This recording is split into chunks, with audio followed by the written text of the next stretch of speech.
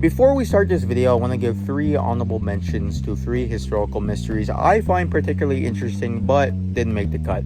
These are Amelia Earhart, Jimmy Hoffa, and the Lost Colony of Roanoke. These are all very interesting and definitely deserve a mention in this video. But enough of me talking, let's get into the video.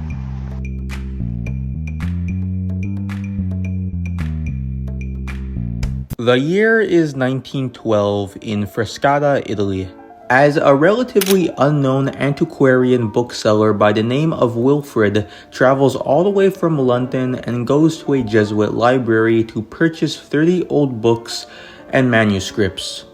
One particular manuscript really catches Wilfrid's attention, as this manuscript has very interesting illustrations that include both real and unidentified plants, astronomical diagrams, and woman bathing.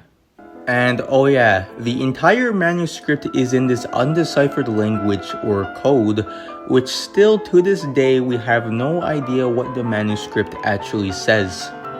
And if you're wondering what Wilfrid's last name is, it's Voynich.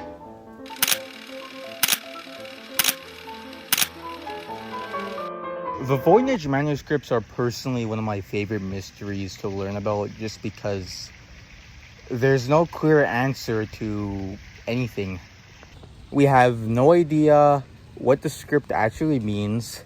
We have no idea what the language is, or even if it's a language at all, and we have no idea who even wrote the manuscript. One of the main theories actually is the entire manuscript being a hoax meant to deceive book collectors and scholars, which would explain the undeciphered text in the manuscript. And while I do see this theory being plausible, I still think it's very flawed, just because that would take a lot of time to create a 240-page manuscript of something that has no value at all. And I just don't see someone wasting that much time in creating something that is completely meaningless. Another possible theory is the manuscript is a pharmacopoeia, which would explain the various illustrations of various different plants. Now, of course, this does not explain the most mysterious part of these manuscripts. It's the script itself, because we have no idea what the script actually says, what language it is, or even if it's a language at all. And I have a few plausible theories, but to be honest, none of these are really plausible, because we're basically just guessing at this point. We're basically just throwing shit to the wall and seeing which one's our favorite theory, because there is no actual way of knowing what these scripts actually say. One possible theory is that the manuscript is written in cipher or some secret code meant to hide secret knowledge. Some people believe that it's a lost language or an entirely unique language with its own grammar and vocabulary. And of course, you have people who believe that the manuscript was created by aliens. There are other interesting theories too, like going back to what I said about hidden knowledge. Some theorists believe that the manuscript contains forbidden knowledge by the Catholic Church in the medieval times, which would explain why the manuscript is written in cipher or a secret code, and will also explain why there's so much astrological diagrams and various different plants which could be seen as different medicines, which would definitely go against the teachings of the church and would most definitely get the person or the group of people who are writing this persecuted. I see some theories of the manuscript be originating from an ancient civilization. I also see theories of the manuscript being a religious text. But my favorite theory being that the entire manuscript was created by a mentally ill person, which, considering all these theories, probably makes the most sense. But like I said, these are all theories. And this is why the Voynich manuscript's one of my favorite mysteries. It's because you can let your imagination run wild with countless theories, and there's no one to tell you that you're wrong because we have no way of knowing what the truth actually is. The Nazca's lines are these geoglyphs found in the Peruvian desert that were created around 2,000 years ago. Many of these geoglyphs include various symbols of various different animals, including a monkey, a hummingbird, and a spider. The mystery is scientists are still scratching their heads on the exact purpose behind the Nazca's lines. The most widely accepted theory is the Nazca's lines were used for astronomical observations, as many of the geoglyphs align with solar events. And there is strong evidence that the Nazca's culture had a great understanding of the cosmos as well.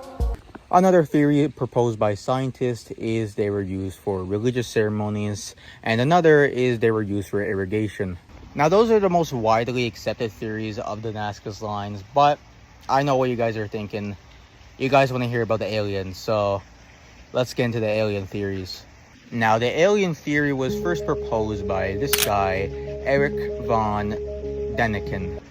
I definitely botched that name. Now, the theory goes is that the Nazca's lines and the geoglyphs were used as landing sites for alien spacecraft.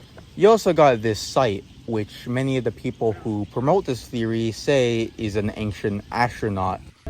The theory goes on to say that these sites were used to communicate with aliens who the Nazca's people viewed as gods. Now, this is not the first conspiracy theory of aliens being viewed as gods, as of course you have the Anunnaki, which is a whole other thing to get into. For now, all we can do is speculate, as we have no way of knowing what the Nazca's lines were used for or their main purpose. December 5th, 1872. The crew of the British brigantine the Gratia spotted a ship 400 miles east from the nearest islands, the Azores. While the ship was slightly disheveled, it was still mostly in seaworthy conditions. The captain of the Gratia, David Reed Morehouse, recognized this ship as the Mary Celeste.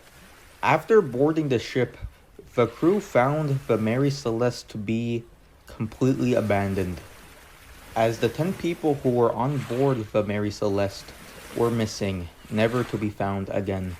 But interestingly, again, almost everything on the Mary Celeste was still intact, besides the lifeboat, which was also missing.